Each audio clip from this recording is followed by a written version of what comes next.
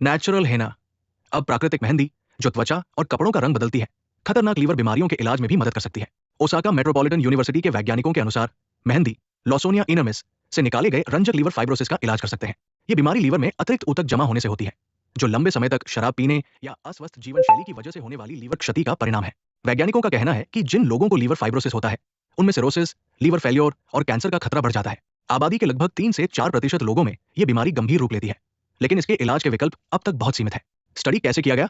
विश्वविद्यालय के वैज्ञानिकों ने एक खास रासायनिक जांच प्रणाली विकसित की है, जो उन तत्वों की पहचान करती है जो लीवर की सक्रिय हेपेटिक स्टेलेट कोशिकाओं HSCs पर सीधे असर डालते हैं और लीवर का संतुलन बनाए रखते हैं।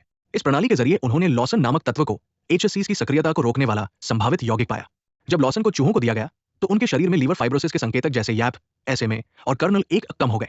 बायोमेडिसिन एंड फार्माकोथेरेपी जर्नल में प्रकाशित इस शोध में वैज्ञानिकों ने बताया कि लॉसन देने के बाद साइटोग्लोबिन नामक प्रोटीन बढ़ा, जो एंटीऑक्सीडेंट काम से जुड़ा होता है। इसका मतलब यह है कि लीवर की क्षतिग्रस्त कोशिकाएं धीरे धीरे सामान्य स्थिति में लौटने लगी, जिससे बीमारी के असर में कमी आई। स्टडी को लेकर वैज्ञानिकों ने क्या कहा? वैज्ञानिकों का मानना है कि लॉसन पर आधारित दवाएं बनाकर वे पहली ऐसी दवा तैयार कर सकते हैं जो लीवर फाइब्रोसिस को नियंत्रित ही नहीं बल्कि सुधार भी सकती है।